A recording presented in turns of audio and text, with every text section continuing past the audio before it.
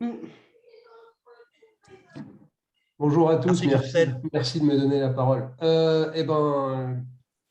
Concrètement, c'est compliqué. Alors, les problèmes, on parlait de l'évaluation. Je pense qu'on n'a pas encore trop de retour en fait sur les problèmes qu'il peut y avoir, mais c'est la loi des grands nombres. Vu que ça se multiplie, il va y avoir de plus en plus de gens qui vont être obligés de bricoler tout seuls, de diluer. On va forcément avoir des retours. Ça, sur des petits nombres, ça va aller, mais sur les grands nombres, ça ne va pas aller. Le paracétamol, moi, pour l'instant, bon, il y a des pénuries tous les jours, mais pour l'instant, on a des pharmaciens qui gèrent bien les choses, qui arrivent toujours à trouver des solutions. Le danger, hein, ces périodes d'épidémie, de virus, de grippe, c'est qu'à la place du paracétamol, j'ai un peu peur qu'on balance un peu beaucoup d'Advil, d'ibuprofène à tout va. Moi, je ne suis pas fan du tout sur les virus. J'ai eu 2 ou 3 fois le cas aujourd'hui. Il y a des mamans qui m'ont dit non, mais je vais lui donner de l'Advil à la place du paracétamol. J'ai dit non, hein. Surtout là, ils ont tous la grippe. Donc, il y a Julie qui va nous sauter dessus en disant surtout pas, faites pas ça, ça fait tout faire flamber, c'est pas bon, les anti-inflammatoires et les viroses. En pédiatrie, c'est pareil. Ouais, l'Advil, on en utilise vraiment très peu. Hein.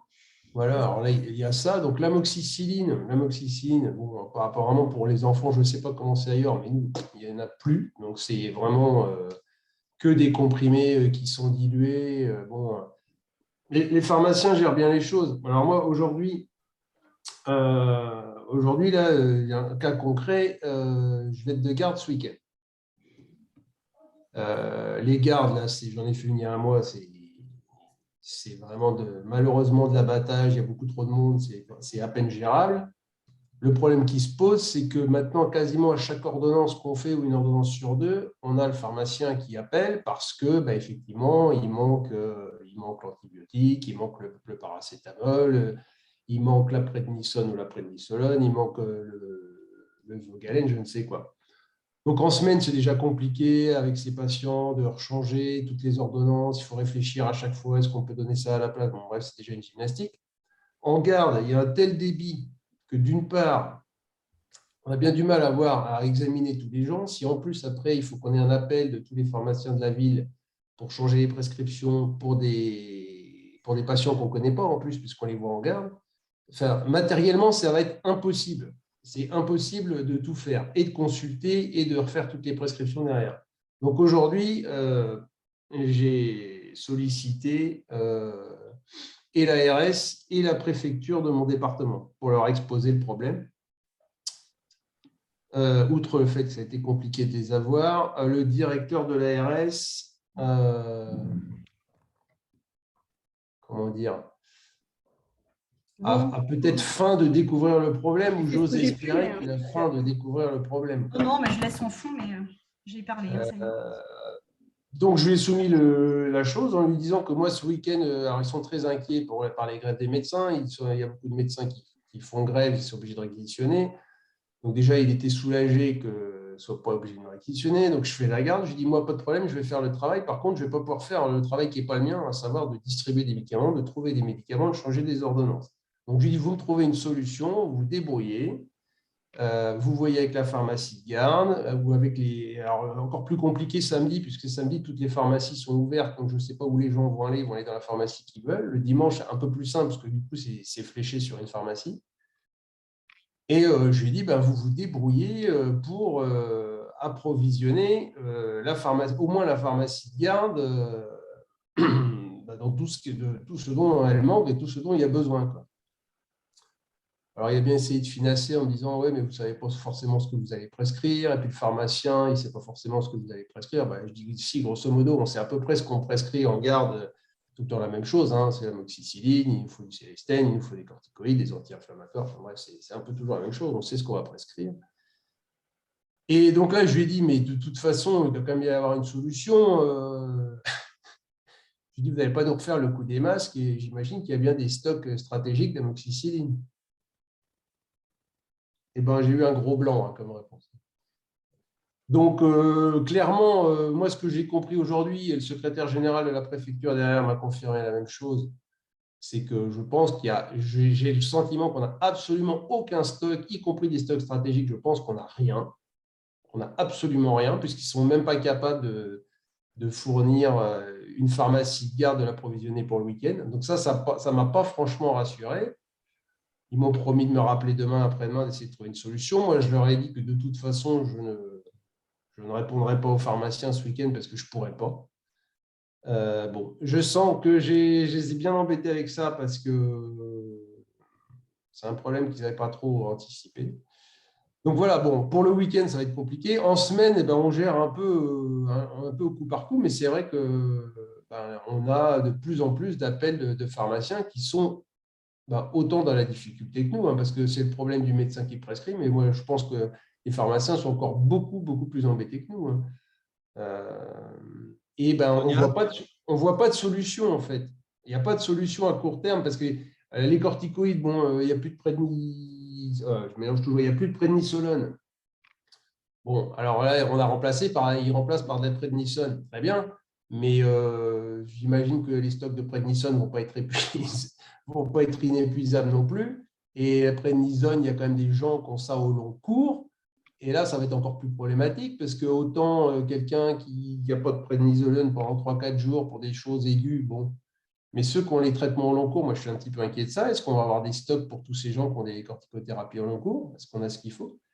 Voilà, hein. Et puis, alors, les antibiotiques, on nous a expliqué qu'on en prescrivait de trop, mais ça, depuis que je suis installé il y a 20 ans, on m'a toujours dit que j'en prescrivais trop, on en a toujours prescrit de moins en moins, et c'est sûrement vrai. Je ne sais plus qui disait tout à l'heure, mais on a développé les streptotests, tout ça, on en fait de plus en plus, et pour prescrire le moins d'antibiotiques possible. Reste qu'on en a quand même toujours besoin. On nous a expliqué, on a eu un mail surréaliste, mais vraiment surréaliste de la DGS il y a une quinzaine de jours, qui nous listait en gros toutes les situations où il ne fallait plus prescrire d'antibiotiques. Et en gros, il ne faut pratiquement plus du tout en prescrire, mais pour rien, plus rien, jamais. Que quand on prescrivait de l'amoxicilline, il fallait que ça soit 5 jours maximum.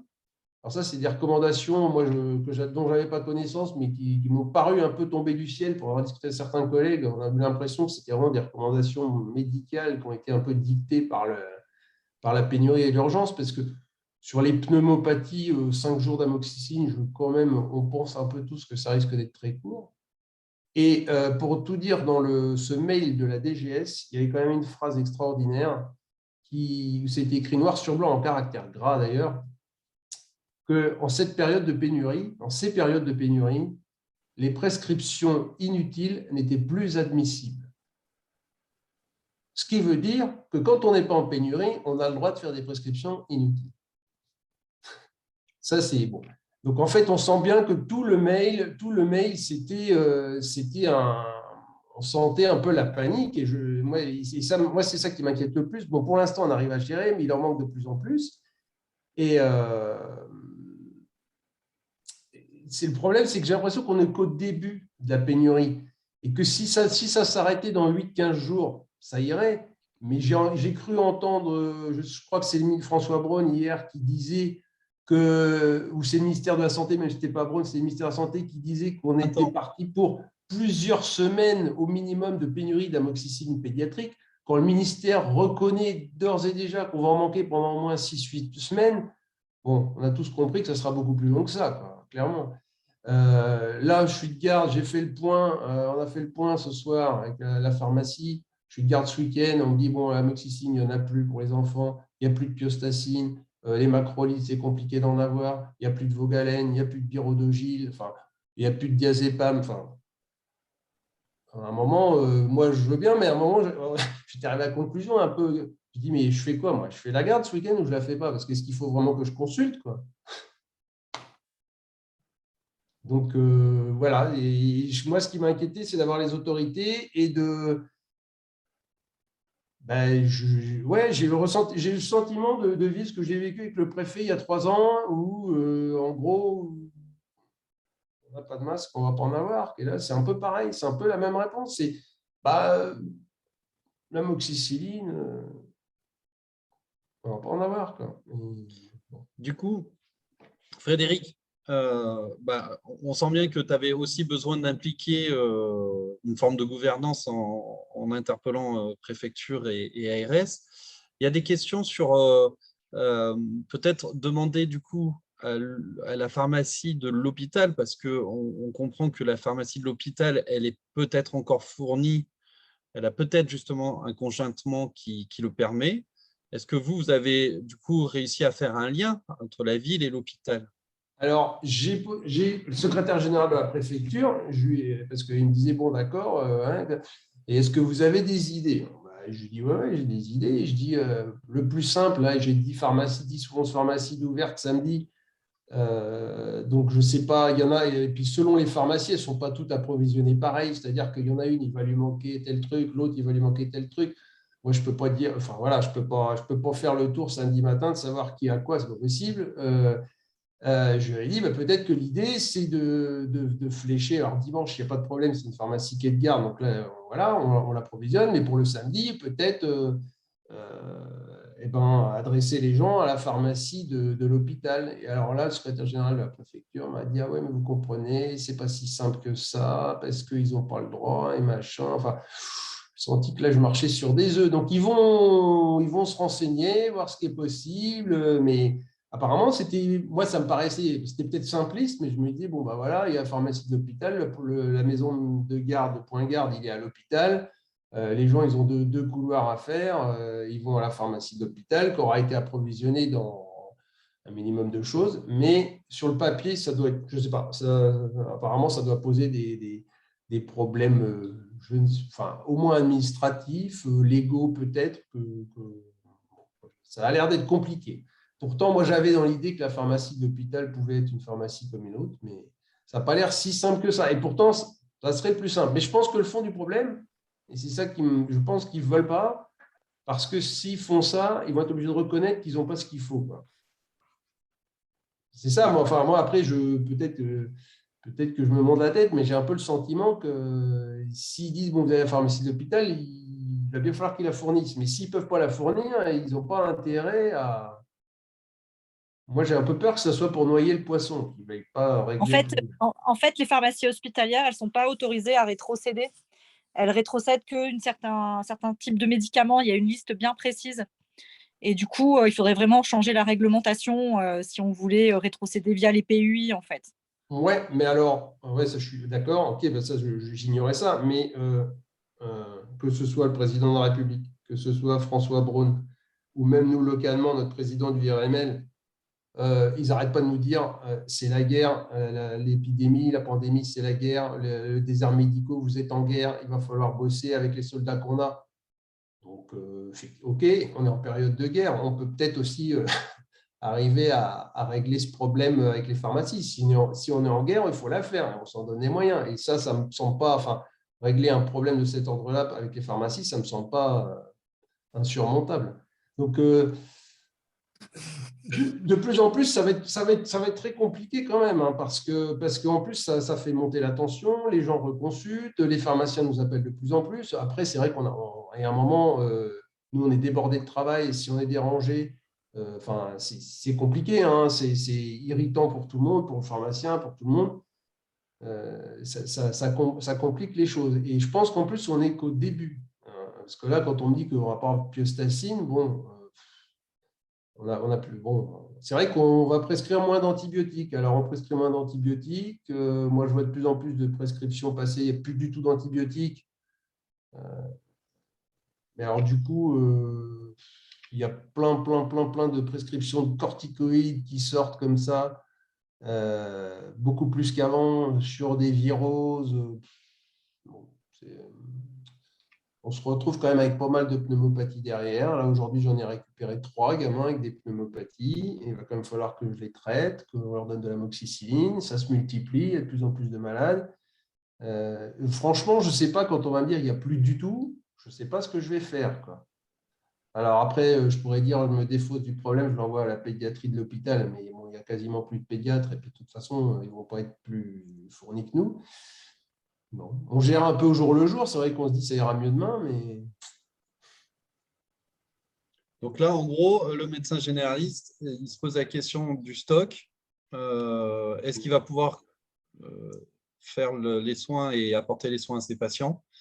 Et toi, ton gros doute, c'est le stock, parce que tu parles on parle de la pharmacie de l'hôpital, mais si on n'approvisionne pas non plus l'hôpital, même si on fait un arrêté préfectoral ou je ne sais pas ce qu'on a le droit dans le cadre juridique à proposer pour débloquer une situation rapidement, il n'est pas certain que tu aies les quantités suffisantes qui permettront de passer le cap. Et je ne sais pas s'il y en a et si on a un moyen de savoir s'il y en a. Alors, je me suis tuyauté, je me suis renseigné parce que je me dis, bon, en France, on n'en a pas, pour toutes les raisons qu'on a pu évoquer. Ça semble être un problème plus large que la France, mais actuellement, là, en Allemagne, je me suis tuyauté hier, en Allemagne, ils ont de l'amoxicilline. Alors, les médecins allemands, ils disent on va bientôt avoir le problème, dans quelques mois, mais pour l'instant, ils en ont. Donc, pourquoi nous, on ne va pas en chercher? Pourquoi on ne peut pas? Je ne sais pas où est le dysfonctionnement. Est-ce qu'il est au niveau européen? Est-ce qu'il est français? Je ne sais pas. Est-ce que c'est plus complexe que ça? Mais en partie, on a entendu que le prix était un des problèmes, par exemple. OK.